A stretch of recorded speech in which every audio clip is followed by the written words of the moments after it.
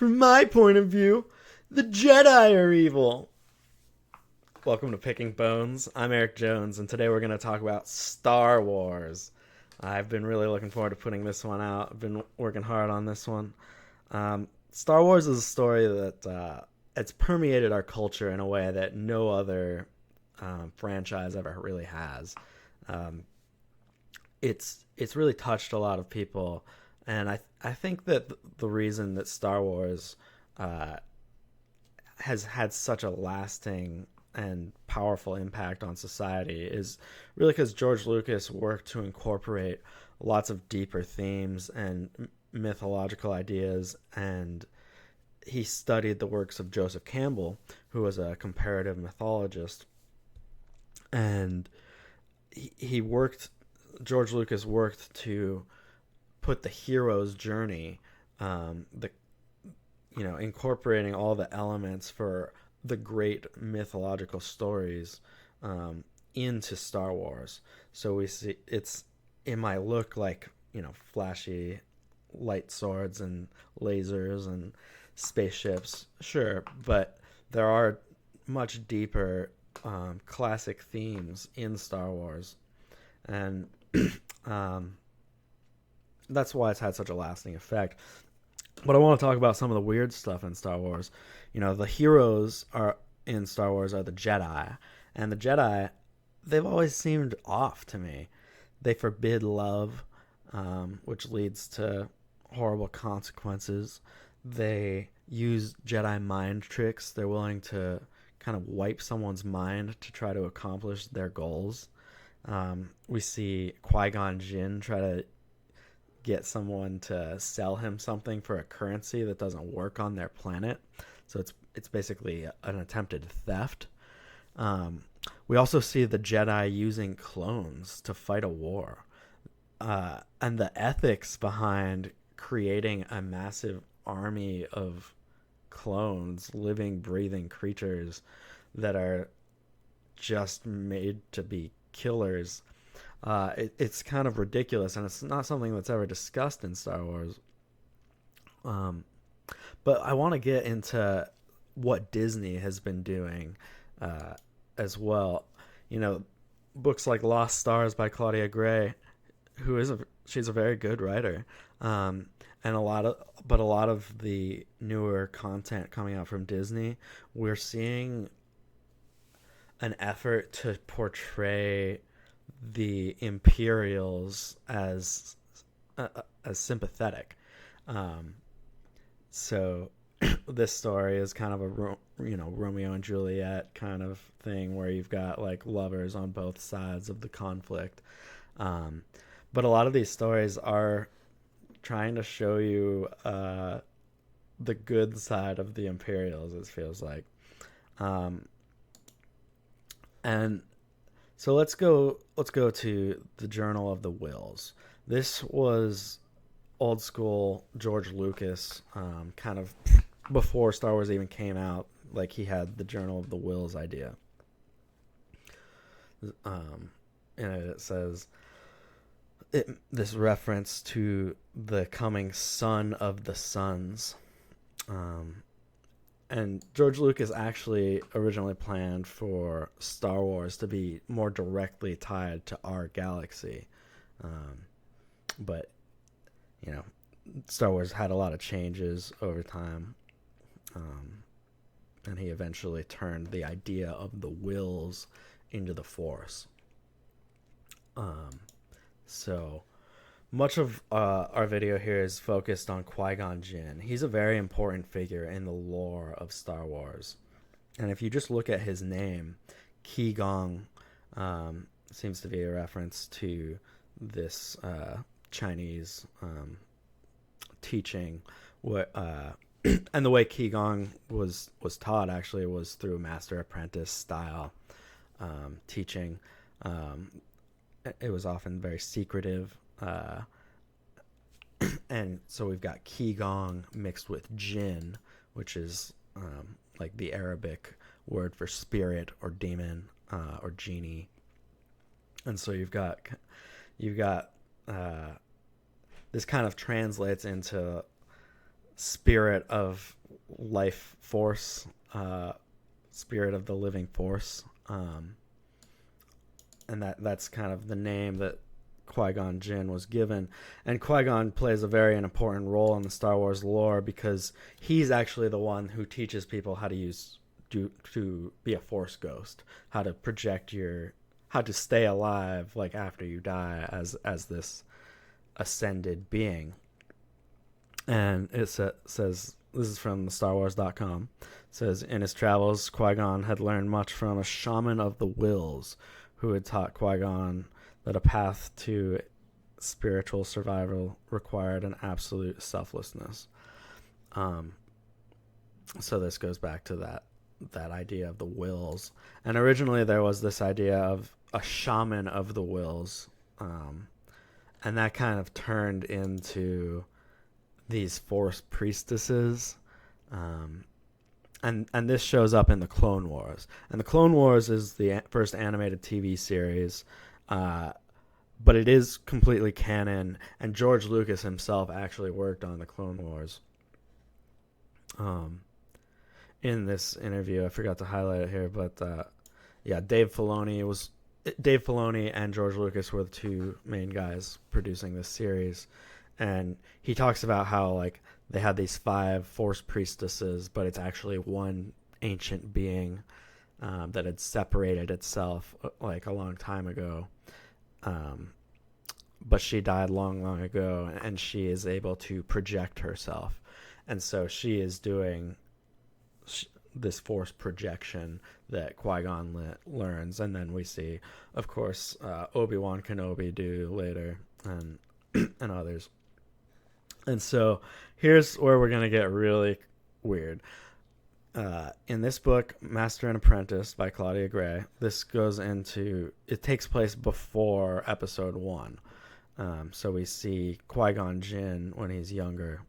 And so I listened to this book on audiobook, but I was shocked when I heard the word theosophy.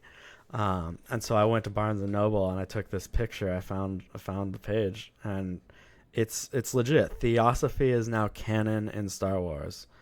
In this scene, this Jedi named Rael comes in to see Qui-Gon Jinn, and Qui-Gon is studying theosophy. Rael's grimace went from mock to real. Theosophy? The worst. Did you get on your teacher's bad side or something? Qui-Gon admitted, I picked the topic. I knew it wouldn't be interesting, but it seemed easy, isn't it? It's really interesting. Now, theosophy largely focuses on this idea of the ascended masters. And the ascended masters are, people or beings who have learned to ascend into some sort of higher spiritual being status. And all the key theosophists, all of them, claim to have channeled their information from these ascended masters. I know this is very weird, but this is what theosophy is, and it's canon in Star Wars now. This is the Lucius Trust is a theosophical organization, and it says here, Alice and Foster Bailey were serious students and teachers of theosophy, a spiritual tradition which views Lucifer as one of the solar angels, those advanced beings who theosophy says descended thus from the fall, from Venus to our planet eons ago to bring the principle of mind to what was then animal man. So theosophists view Lucifer as a good guy who came to enlighten humanity and help us ascend into a higher being, a higher state of being. So I had mentioned this idea of the Son of Sons from the Journal of the Wills, and this is kind of a prophecy that seems to be talking about, it's generally called the Chosen One in the movies, but we had this name Son of Sons, which is very reminiscent of this idea of the solar angels. Now there's another arc in the Clone Wars where they go to a planet called Mortis, and there's this figure called the Father, and then there's the Son and the Daughter, and you can see them all here. This is the son on the left, the daughter, and then the father is holding the daughter. And the father's role is basically to keep balance between the son and the daughter. And the son represents the dark side of the Force, and the daughter the light side. And it's kind of a weird arc, but it is fully canon, and George Lucas worked on it.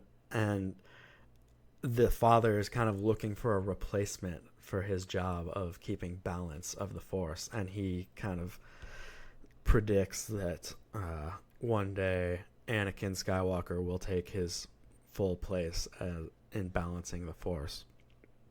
There's also something interesting. The daughter can transform herself into different creatures, and one of the main things that she chooses to transform herself into is this owl. And the owl is, of course, a key symbol in the occult.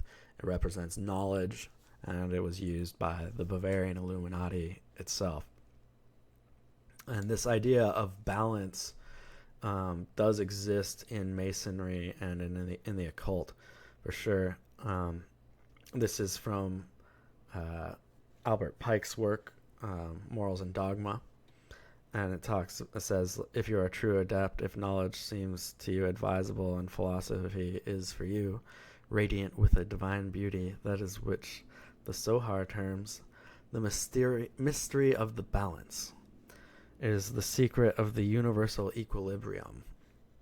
And then he talks a little bit later about this idea of the balance between good and evil and how both are meant to exist in the world.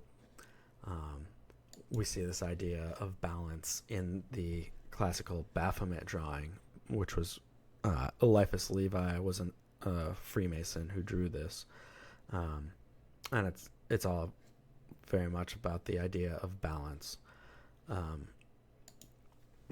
So there's another show after the Clone Wars called Rebels, and there's this creature that they meet called the Bendu in Rebels.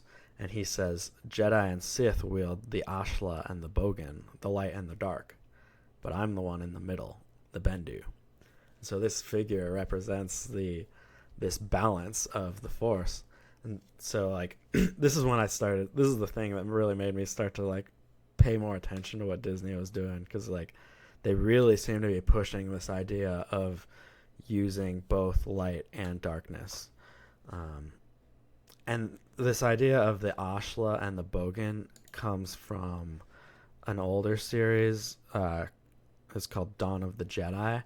And this was one of the last things that was created before Disney took over. In that story, there's a moon called the Bogan and a moon called the Ashla. And these are both moons of Typhon. And there was an organization called the Jedi Order there, and they would have people go to like meditate on one of the moons based on if they had veered too far towards either the Ashla or the Bogan, and it was all about the balance of the Force. So the original Jedi are supposed to be not light side focused; they were actually purely balance focused. Now this idea of the Jedi, and this was supposed to be the original Jedi long before, but this was abandoned, but they did when Disney took over. But they did keep these terms of Ashla and Bogan to define the dark and the light. Now there's some. Let's go to some more stuff here. This is how we're going to look at how George Lucas wanted Star Wars to be more connected to our galaxy. It says, it should be noted that originally when George Lucas was writing the first film in his initial treatment, he had intended for the galaxy to not only occur within the same galaxy as our own, but the time frame would have been specifically cited as occurring within the 33rd century. The 33rd century. Now, if you study Freemasonry, you know that the highest rank in the Scottish Rite is the 33rd degree. And this also reminds me of Club 33 at Disneyland. They have their own private Masonic club in Disneyland. And you can see it's loaded up with these checkerboard floors, which is one of the classic Masonic symbols. You see it in all their lodges. This is just searching Masonic lodges. You can see it. They always use this, and it is representing that idea of the balance of light and darkness. And there was another book series that was canceled called Alien Exodus. And this was going to try to show directly how humans got into the Star Wars galaxy. And it takes place in the 25th century. And it says that the main characters are the leaders of an underground movement resisting the computers who have taken control of Earth's society. And it says that the people have been renamed with serial numbers, and this is a reference to THX 1138, which was George Lucas's first movie. And it says, in this kind of dystopian world, the people are all drugged up and to control their emotions. So these people kind of lead a rebellion. They steal a ship and fly off into the galaxy, but they end up in some cosmic whirlpool, it says, and they find themselves in the Star Wars galaxy. And so this was going to be the piece that connected our universe to the Star Wars universe, but this series was canceled. But it's another interesting connection, and it brings up this THX 1138 because George Lucas is clearly an occult insider. This was his first big film, and it's all about kind of the dystopian future that we seem to be heading into. Yeah, it's it's screwed up. These massive fantasies that so much of our culture loves, it's a massive propaganda machine. It's all being used to manipulate us. And if you're just somebody who loves Star Wars and you're watching this, and you've never studied the occult and Freemasonry, this might be a big shock to you. But it's all real, and you might just be thinking, no, that's not true. That's impossible. And I would just say, look into your heart. You know it to be true. Join me, and together we can defeat the Freemasons. So that's all for today. I have launched a Patreon if you guys are interested. Just $5 a month or whatever you want to donate. And what we're going to be doing is live streams for research streams. So we'll kind of figure out good times that'll work for people, depending on how many people are interested. And we'll do research streams. You can come on, ask questions, kind of direct what we're going to talk about. I think it'll be a good time if you're interested in that. So have a great day, guys, and I'll see you next time.